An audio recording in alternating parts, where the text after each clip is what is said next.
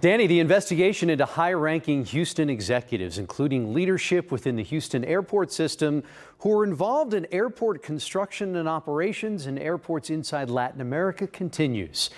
KPRC 2 investigator Mario Diaz first exposed the Houston Airport System Development Corporation back in March. Immediately following our report, HASDC made changes to some of its policies and its website. Now Mario uncovers more, and as you'll see only on 2, he isn't the only one asking questions. I appreciate you bringing this forward, but for you, I wouldn't know about it. By looking at these documents, you can't exactly tell what this nonprofit is for and what they do. KPRC 2 investigates, continuing to shine a light on the Houston Airport System Development Corporation, also known as HASDC. I first told you about them in March. The corporation helps nations in Latin America see their airport operations take flight. HASDC's biggest revenue producer is the International Airport in Quito, Ecuador. It's like around 2.1 million.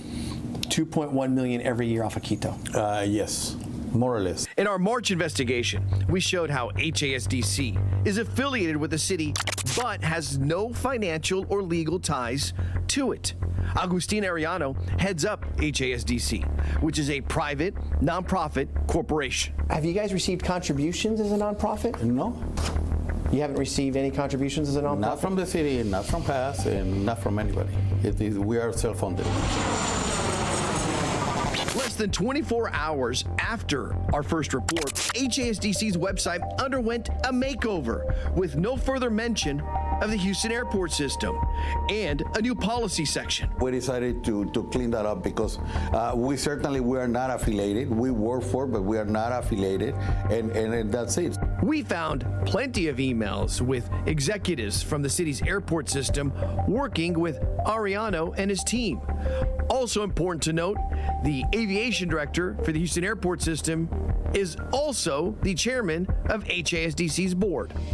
In March, Jim Cisniak, the city's new aviation director, sent Arellano this letter, asking many of the same questions we initially asked of Cisniak only weeks earlier. Our investigation also showing that in recent years, the private nonprofit has routinely been reporting overall net assets to the IRS in the neighborhood of $20 million. Arturo Michel is the chief legal counsel for the city. Arturo, do you know of any time we've ever seen any kind of money coming back from Ecuador on this? We're having the finance department and legal take a look at that to see what's come in. This from Arturo Michel, the city's attorney. However, Arellano says in recent years, HASDC provided a $5 million grant to Collins Aerospace, an anchor tenant at the Houston Spaceport, even though the spaceport has its own development corporation. They go to HAS and they do the application, and then HAS can bring those cases. But was this an open grant to any corporation? No, it is not open to any corporation. Airport officials making it very clear to me they have no records regarding grant applications. I sit on a nonprofit board. This doesn't make any sense at all. We took our findings to former U.S. Attorney Ryan Patrick, who has legal experience in examining IRS filings to ensure that they are compliant with federal law. Oh, I'd start asking a lot of questions. I'd want to see records. I'd want to see what public employees are working on these projects.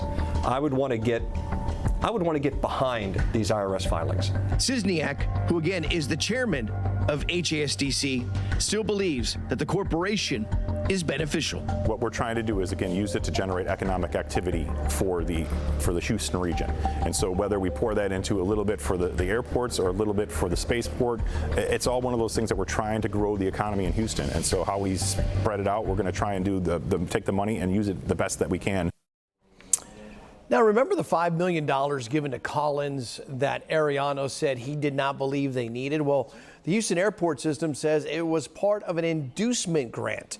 The airport system admits another $250,000 went to San Jacinto College and $50,000 to Hobby for a chapel.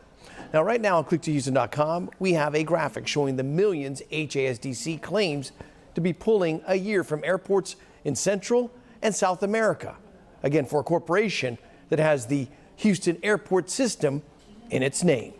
Live in the newsroom, Mario Diaz, KPRC 2 investigates.